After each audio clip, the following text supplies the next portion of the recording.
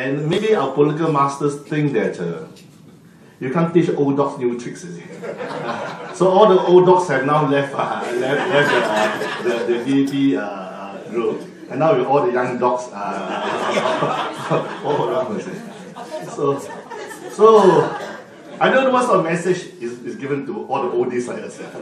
Every time we hear a lot of complaints from residents, from Adun, from MP, that we're not performing well as MBPJ. I tell you the good news. The good news is that we have done well. We have done well is also through the leadership of our Dr. Ruslan. Give him a round of applause, man. Yes. Dr. Ruslan, in his own management style, has encouraged people like me, people like Derek, Latifah, and all the other council members to come up the best, you see. And we have done well, so well, that for those who are not aware of it, we have done well that Derek and myself were invited by the federal government to the National Economic Advisory Committee to give them a briefing on what we have done in MBPJ. This is a testimony of not both Derek and myself. It's a testimony for all of us here. See. I think all of you deserve a round of applause, man, including all the staff here. Because we explained to the meeting was chaired by Dr. Nicholas Zeffrey, who is the chairman of the American Business Council. See. And he chaired this committee called the committee to study the problems affecting the local councils in Malaysia. He commented that 70% of problems faced by investors in this country are related to local councils today. And the federal government is very, very concerned about this. And they want to know what did we do in MBPJ. So we explained to them, I was concentrating more on the governance issue and Derek concentrated more on the planning issues. We explained to them about how we started the Independent Audit Corporate Governance Committee, the first of its kind in Malaysia. Then we got Unit Akon Salah Laku. Then we talked about the quick response team. And Derek told about the town hall meeting we had, the planning approvals, and how we even have people outside the zone of 20 meters and things like that came and so they are very impressed with what I've done. I mean, MBPJ. And at the end of the 3 hours discussion, the chairman said that was the best meeting that they ever had. We're talking about PPT.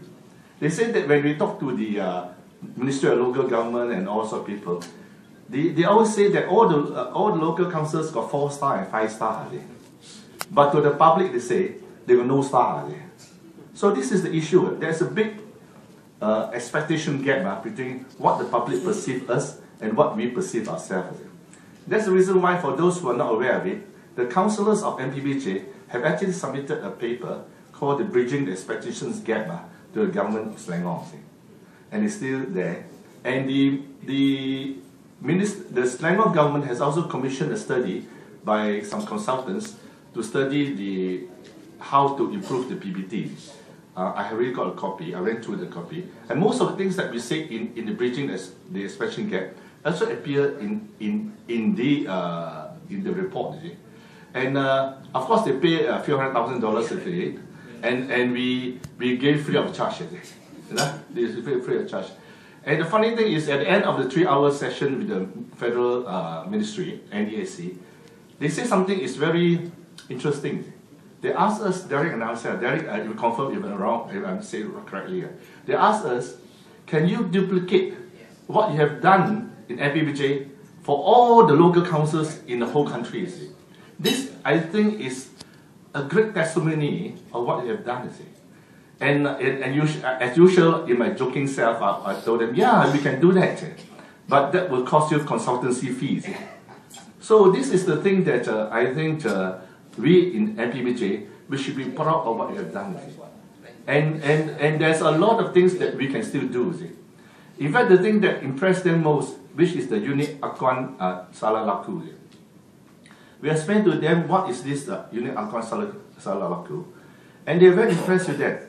And recently I spoke to the technical advisor there, And he told me that what we have discussed with them, they are recommending to the federal government to implement all PBT in the country. We have an independent audit and corporate governance committee. They have implemented unit acuan salah laku. They implemented the quick response team. And they said I told them that actually the unit acuan salah laku has one element which has not been added yet. See. I told them because I've been dropped as a councillor, I could not put it in. See. But what I want to do is actually, after you have unit acuan salah laku, the next thing you do is actually an ombudsman. See. And they like the idea very much. See. So I hope MBPJ quickly come up with the ombudsman. See. Because this is something which is very lacking in the federal government. See. So I hope that Ali Majlis here will realize that you have a very important task to look after. MBPJ is the biggest PBT in Selangor. See. Unless and until you work as a team, there's no way that you can move forward. See. My concern, now that I've been made an advisor, I suppose I can give some advice. Boleh ya? Yeah, boleh ya. Now, as my observation as a councillor, the first thing I asked in the first council meeting was, are we a council of governance or are we a council of representation? Artinya, if you are a governance, you must wear your hat thinking of MBPJ as a whole, no? Not as individual. No? Say, for example, I am in charge of Zone 5, you see. So I cannot only talk about Zone 5 if certain issues there that will affect other zones, you see. So therefore, I must wear a hat that is globally, you see. That's the meaning of what they call, whether it's governance or representation here.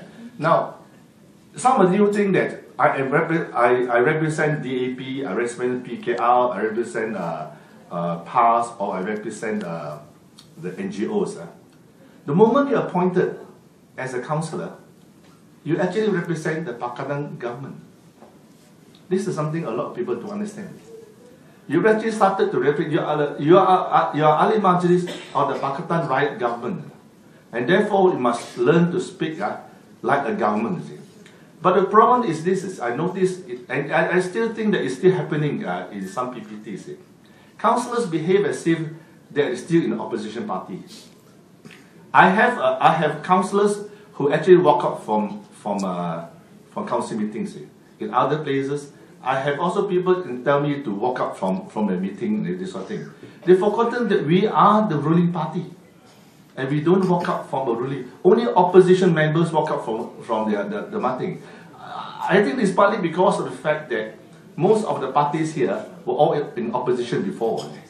And therefore, the habit is, everything don't like, this is the problem. Another problem I also I noticed among the councillors is this. First thing they do is to call the press.